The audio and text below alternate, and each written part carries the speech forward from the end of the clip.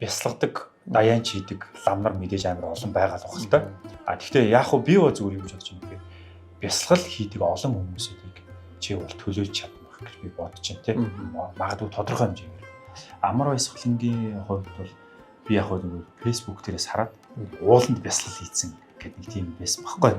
Тэгээ би яг тэрнийхээ талаар мэдээлэл авсан. Яг л нийтлэлийн хөдөлгөөрөө зөвөр нэг яг ууланд бясалгал хийсэн Даниэлс нэгдсэн болохоор тийш нэг гарч тавьсан байгаа зөв нийтлэл дээрээ. Бас хүмүүс анхаарал татах зорилгоор юм аа бяцхан. Тэгээд миний бясалгал хийх зорилго болохоор илүү өөр лугаа чиглэсэн. Бодлоо илүү зэгцлэх гэх юм. Яг өөртний дотор яг юу болоод байгаа тэрийг нэг анзаарах гэсэн тийм нэг зорилгоор нь хийж эхэлсэн шүү дээ. Ганцаараа явсан уу олол явсан уу? Тухайн ганцаараа явсан. Ганцаараа явсан.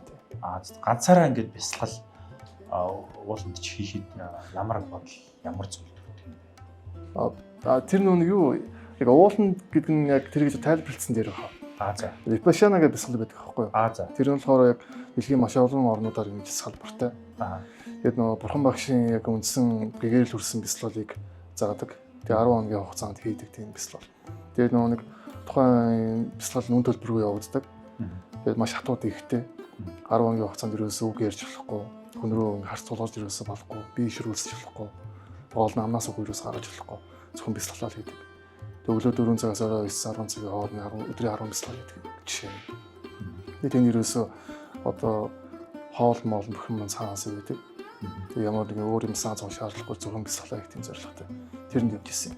Тэгээд уул юм хорт байсан болохоор дээрээс нэг хүн болгоны тийм бодол төрдөг дөө. Нэг хаяатаа нэг тийм ганцаараа баймарч юм шиг. Уул руу очиод нэг байсна ганцаараа баймарч ирсэн гэдэг үе байдаг.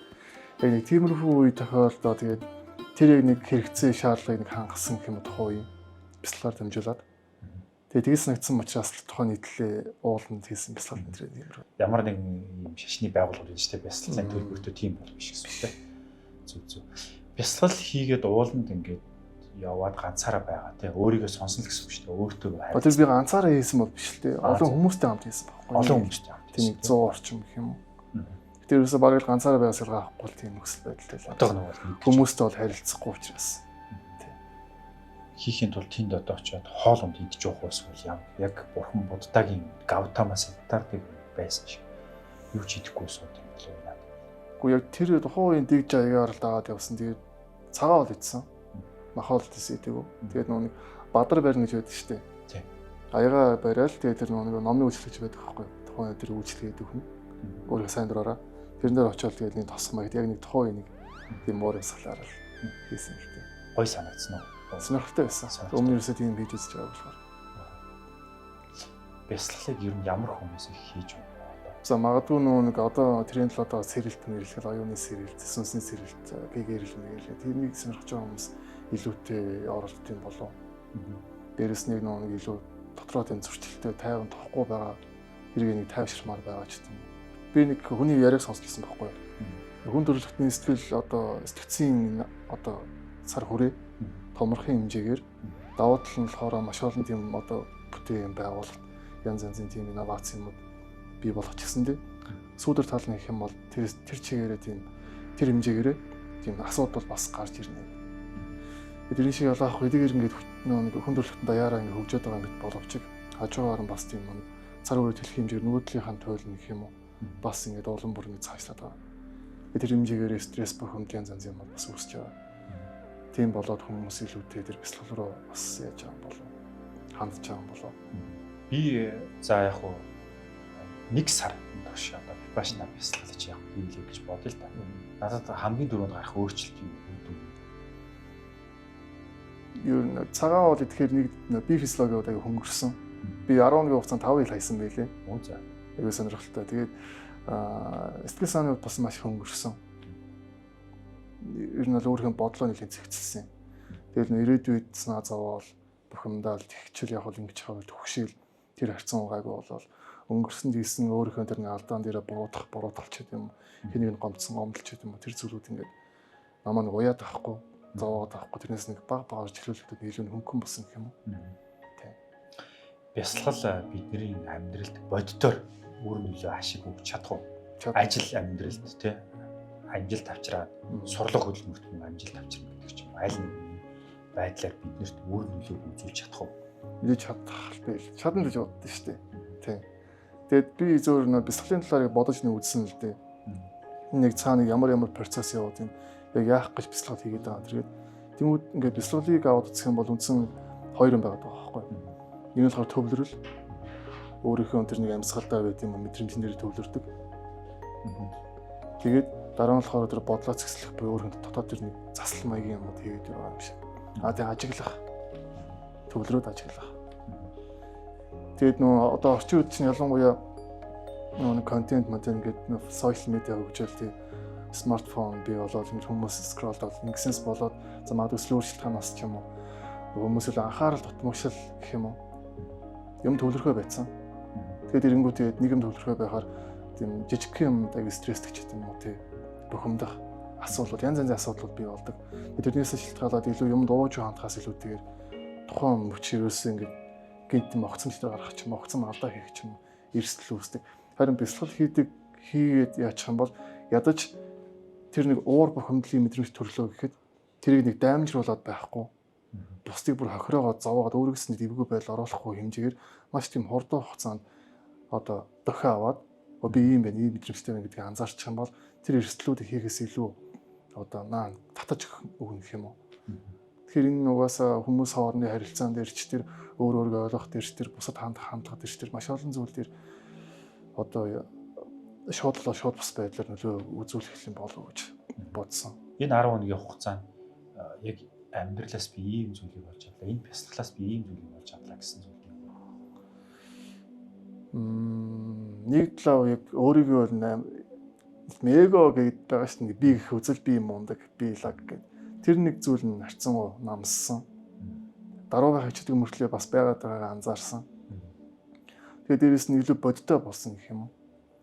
Тэгээд ийм элдв янзын бодлуудыг бодоод тэрэнд бухимдаад байхгүйгээр яг одоо цагтаа яг энэ цаг мөчтөө одоо ингээ хурж ирч чадсан гэх юм уу. Шаардлагагүй зүйл анхаарах шаардлага болсон гэх юм уу.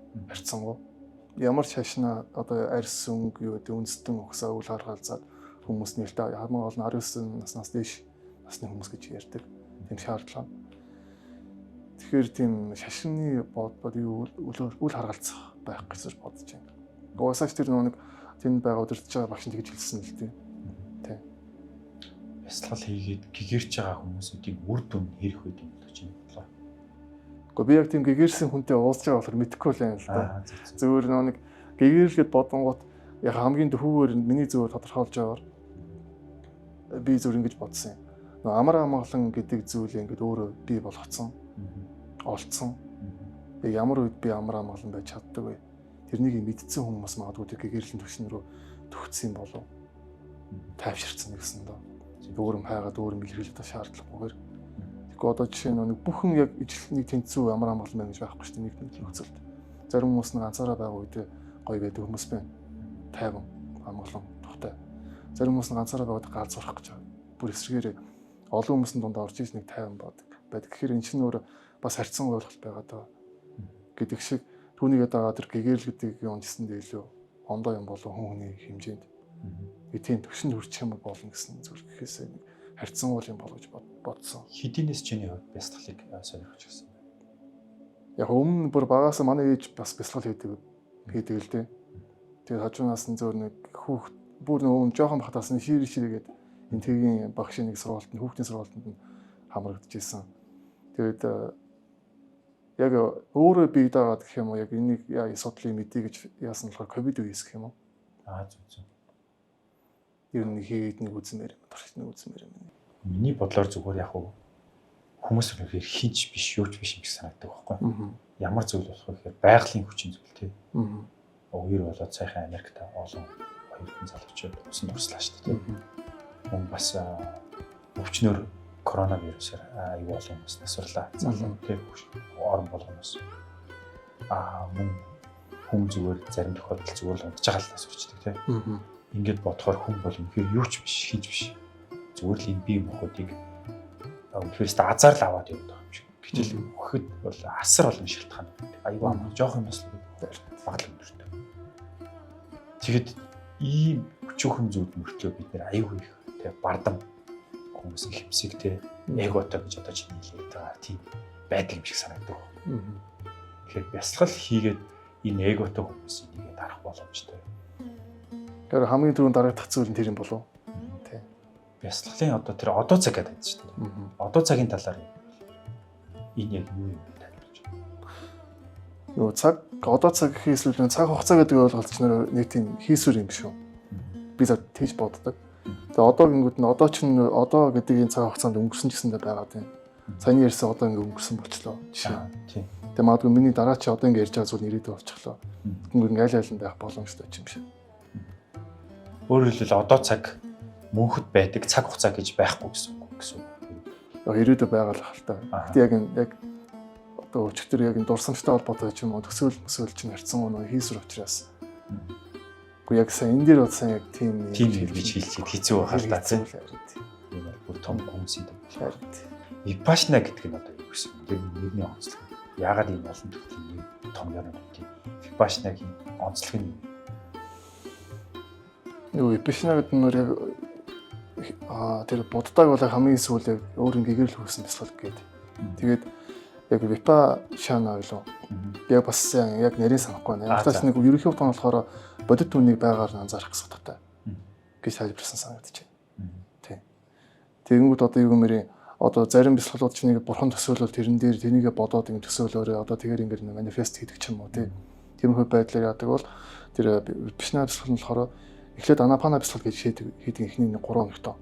Тэр нь болохоор хамраа орж гарч байгаа амьсгалыг зүгээр анзаар. Байгаар л анзаар.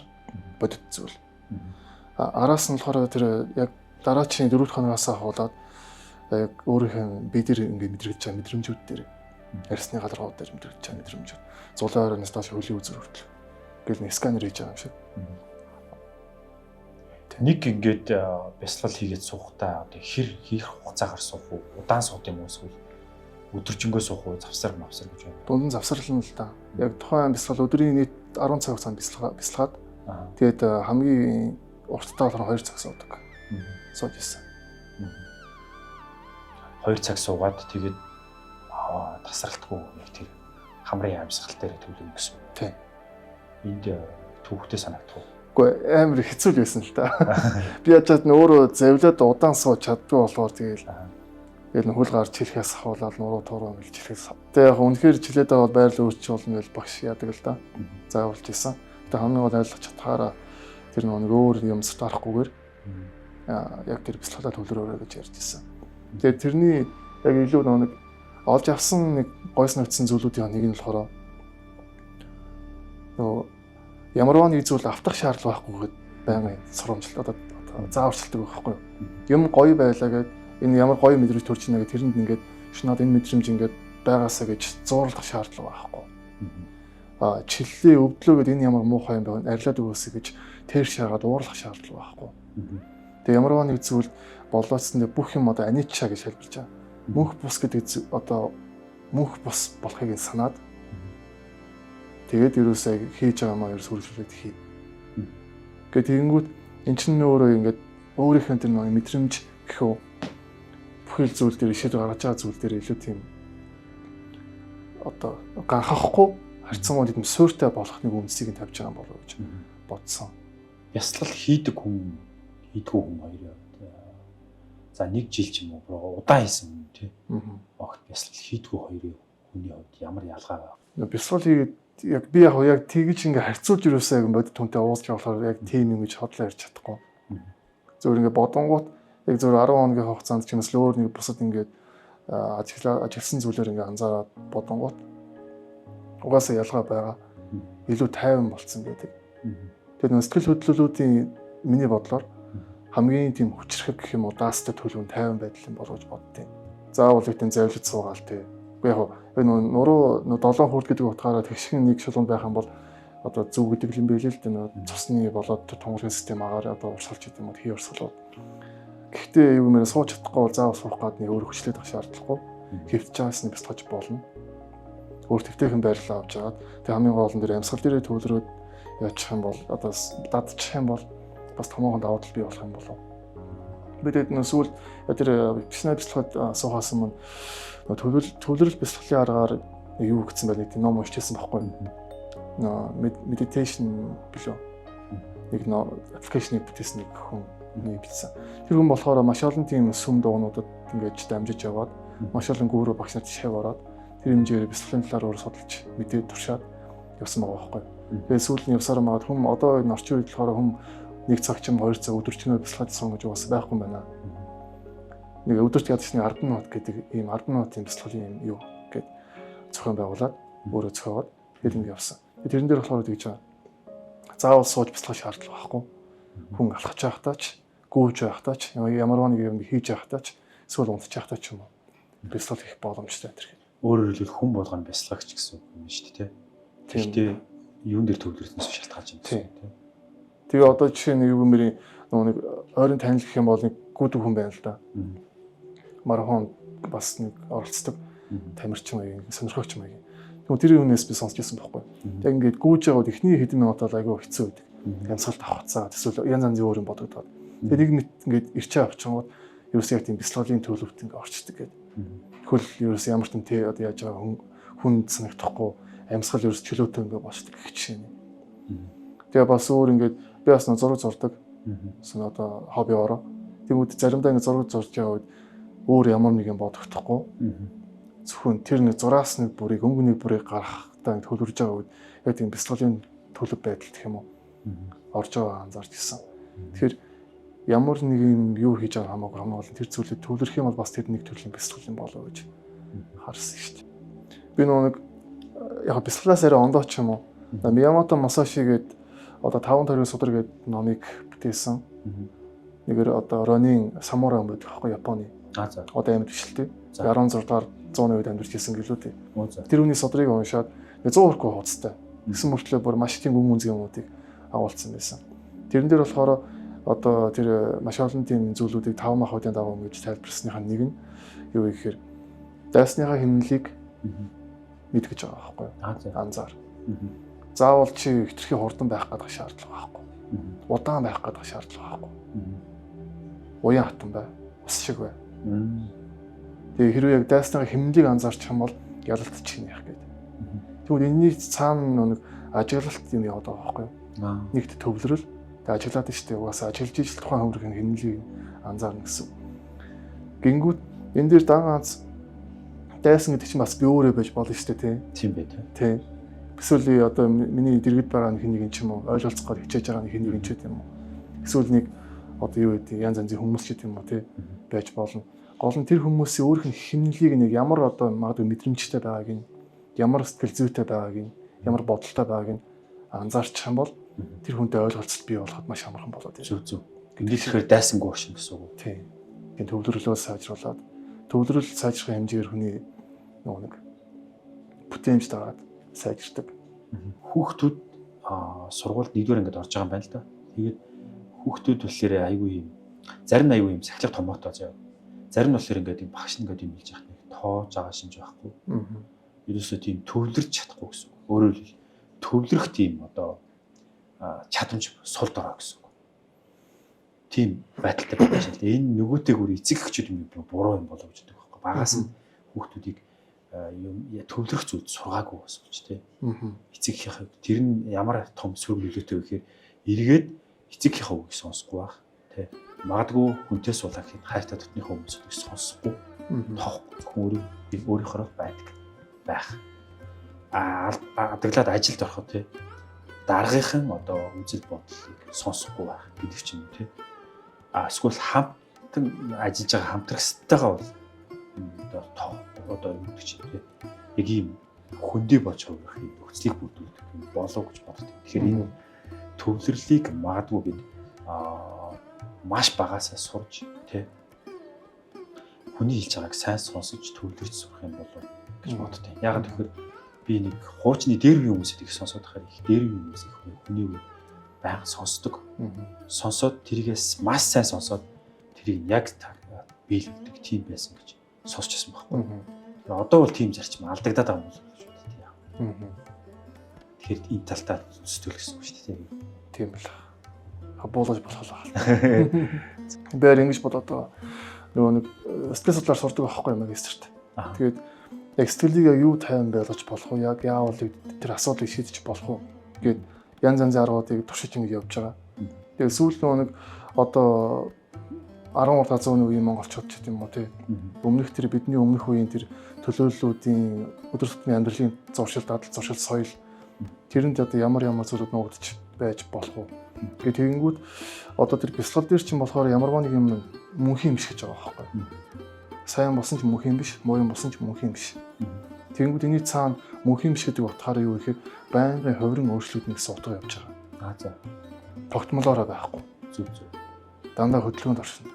Тэгэхээр сэтгэл зүйн хувьд гэсэн үг эсвэл хамаагүй бүхий л зүйл дээр. бүхий зүйл. Тийм. Тэгэнгүүт юу байнгын хөдөлгөөнд орших нь дээрэс нь хөдөлгөөн чинь нэгэн төрлийн одоо амьд гэсэн үг шүү дээ. Амьд гэдэг утгыг илэрхийлж байгаа.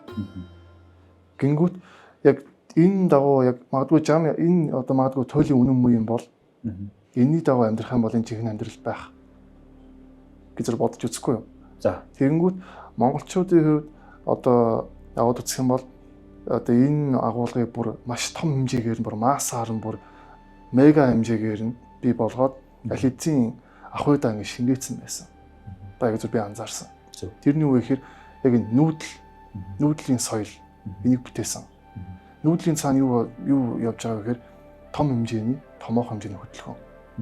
Байгалийнхаа тэр янз янзын өнгө, айс, хувирал өөрчлөлийг тэрэнд тохироод, таарад, зохицоод тэгээд даван тулаад ингэ явж байгаа. Ямар ч тийм одоо тэр байгалийн амшигт юм уу тийм тохиолдсон тэрийг ингэ даван тулаад явсаанууд үдийг хүрсэн. Гингүүт энэ дагуу тэгээд тухайн үед чинь болохоор юм нүүдэлчдийн хувьд манай өвд эдсүүдийн хувьд ингээд өдөрт тэг нэг ч юм уу 2 цаг ч юм уу яг зөв нэг байрнаас суугаад тийм зав угаасаа байхгүй шүү дээ. Тэгсэн мөртлөө тийм өндөр хэмжээний соёлыг бүтээж чадсан гингүүт түрүүний ярьсан сууж явахдаа, твтж явахдаа, унтж явахдаа эсвэл алхаж явахдаа, гүүгж явахдаа эсвэл ямарваа нэг юм хийж байгаа үедээ төвлөрөл бий болж байгаа маань тийм төрлийн бясалгалтай нэг төстэй байсан гэдэг шиг тэр хүмүүс маань гэсэн дээ бид өвд эзэн ялгаа одоо магадгүй яг тийм нэг одоо байгалийн жамсны тэр нэг мөнх бус чанарыг ойлгоод массаараа тэр нэг бүхий л зүйл дээр магадгүй буулгаад тэгээд ингээд амьдарч ирсэн болов. Тэгээд өдрөөрөө суугаад хараас ядаргаатай шүү дээ. Гээл юу ч хийхгүй суугаад ингээд жоохон цаг хугацаа явуулаад ингээд суугаад ингээд бас жоохон тийм. Түүлээ тийм хөдөлгөөнд дундаа хөдөлгөөний явцдаа ямарваа нэг юм үлдэж хийж явахдаа тэгвэл яаж энэ бясалгалын төлөв байдалд өөрийгөө оруулах вэ? Гэт энэ дээр эргэлхийлээд явж байгаа. Яавал яг тийм байдалд орж чадах юм болов? Ямар төвлөөр ямар чиглэлээр бясалгаж байгаа чинь бол сайн мэдэхгүй. Гэхдээ би бясалгаж байгаа юм бол ер нь зөв зүйлд рүү явж байгаа, зөв зам руу явж байгаа хүн гэж би боддог. Тэгээд ямар ч нэсэн чиний одоо энэ бясалгалын одоо зам амжилт хүсье гэж хэлмээр. За баярлалаа. За.